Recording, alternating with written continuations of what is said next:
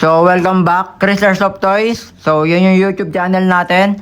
So, gawan na natin tong test pair yung M1911 ni Sir John Arlo ng Negros Oriental. So, shoutout sa iyo, sir. So, January 28, 2026. Yun, order nito ni sir. So, unbox na natin. So, M1911 yan, ha. M1911 caliber 45. So, meron akong test pair dito, FPS neto. Umabot siya ng 345 FPS eh. Pero tatry pa rin natin. Test natin to bago natin ipadala kay sir. So, pinaka-unit ni sir.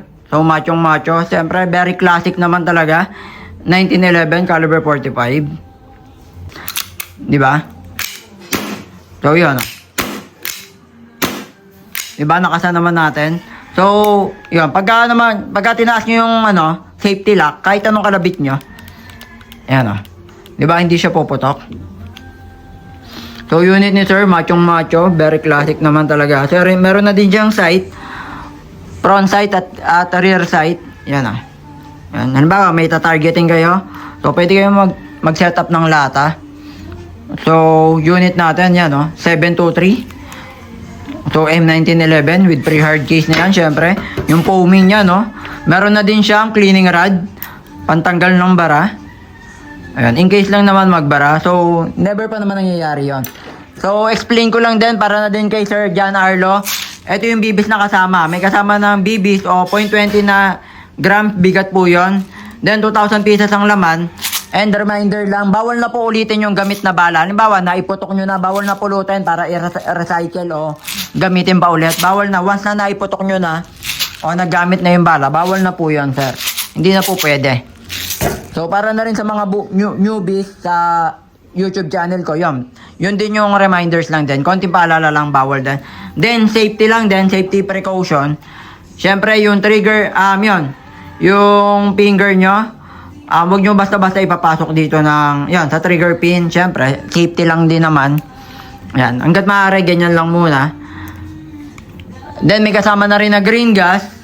So, yung pagkarga ng green gas natin is 5 to 8 seconds. Maximum is 10 seconds. Yan. So, pakita ko lang, press lang natin to. Yan, oh.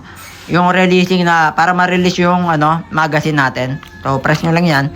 So, metal din to, ha. Yung pinaka-magazine natin, metal din yan. So, I think nasa 25-26 na BBs kaya neto. Kaya mag-load ng magazine na to. So, ngayon, papakita ko lang din paano nga ba maglagay ng bibis o bala dito sa magazine natin. Pakita ko lang kay Sir John Arlo paano nga ba yung tama. Gamit lang ako ng 0.20. So, 0.20 na bibis, ha. Then, eto yung magazine natin. So, Sir John Arlo, ganito lang yung paglagay, oh. So, bababa mo lang yan.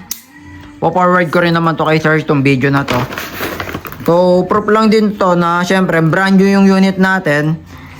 And working in good condition. Before natin ipadala, normal naman talaga yun na kailangan natin i-test eh. Siyempre, para naman talagang siguradong quality at maayos yung product natin. So yun, mga ilang peraso lang to since test pair lang din naman. Then, lagay na rin tayo ng green gas. Pakita ko lang din paano nga ba maglagay ng green gas. So, Sir John Arlo, yan o. Halimbawa, ito yung green gas natin. Then, ito yung pinaka inlet valve. Yan yung inlet valve, oh. Yan. So, kukonect mo lang yan. Yung paglagay niyan, ito yung tamang paglagay, ah. Diretso lang dapat, sir, ah. So, kukonect mo lang. Diretso lang dapat, wait. Pagka ganito, ganyan yung itsura niyan. Diretso lang dapat yung paglagay. Hindi mo pwede pa ganyan. Pag ganito, patabingi. O pa ganyan. O diretso lang dapat, ah. So, yan yung mga, pagka hindi po masyadong maalam o hindi marunong yung paglagay ng green gas, possible masira yung inlet valve natin. So, iingatan din natin yung pinaka-unit natin o yung airsoft natin. Very sensitive yan, lalo na yung magazine natin. Siyempre, pagka nabagsak, kahit ano namang bagay, kahit nga cellphone o kahit anong laruan, pag nabagsak, di ba? Possible talaga magkaroon ng sira o mag-malfunction. Yan, example, yung unit, malay mo, mabagsak tong na to ng, siyempre, hindi sinasadya. Meron mga ganun eh. Mga bago pa lang na, yung mga newbie pa lang, mga baguhan pa lang pagdating sa airsoft, o kaya yung baguhan sa paggamit. Minsan one day pa lang nabagsak na yung unit nila. Lalo na to yung maglip, yan, pwedeng masira to. Yan, pagka nagkamali, pag nabitawan nyo. O kaya yan, yung inlet valve, very sensitive nga. Yan, nabanggit ko nga. So, pakita ko lang din, sir, diretso dapat, ah. So, ayusin ko yung camera para makita ng ayos. So, halimbawa, ito yung pinakamagasin natin. So, yan yung inlet valve, ah. Yan, di ba? Yung parang may pito. So, ito yung pinaka green gas. So, dapat yung paggarga, 5 to 8 seconds, diretso lang. So, diin lang kayo ng konti. So, yun, di ba? Konting karga lang naman since tester lang tayo. Ganun lang kasimple mga sir, ah. So, balik na natin sa pinaka-unit natin. So, yan, oh, nakita nyo naman, di ba? Sinafety ko yan kanina. So, syempre, safety precaution lang din yon. Yan, additional na rin yan. Syempre, yung trigger finger natin. So, yan, wag natin ipapasok dito basta-basta. Syempre, baka makalabit o may tamaan. So, tester lang tayo. EPS check. So, unit natin. Unit pala ni Sir, sorry. Unit ni Sir John Arlo ng Negros Oriental. So, kasa lang natin to. So, very smooth lang naman siya ikasa. So, EPS check lang tayo.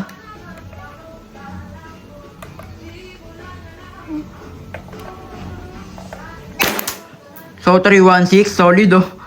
So, budget meal lang to, pero solid naman talaga yung EPS. So, 311. So, unit ni sir. So, pakita ko lang din na working. Pati yung hammer niya, working din yan. So,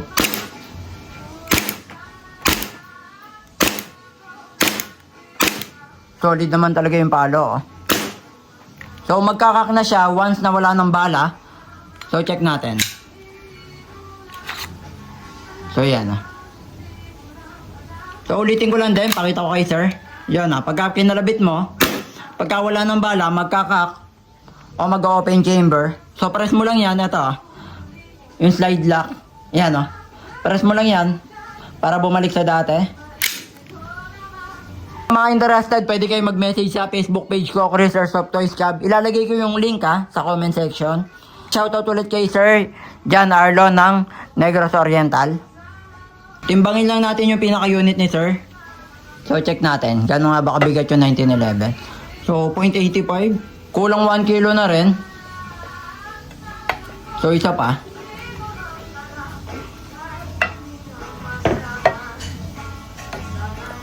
Isa pa. Wait lang. Magaan yata yung lapag natin.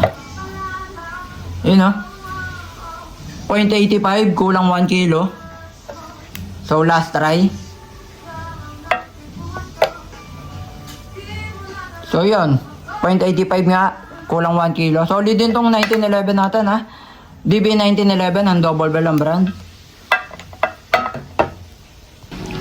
So, nga pala, additional info rin. Meron din tayong shipping fee if ever na hindi kayo makapag-walk-in. Siyempre, mabigat din tong unit, no?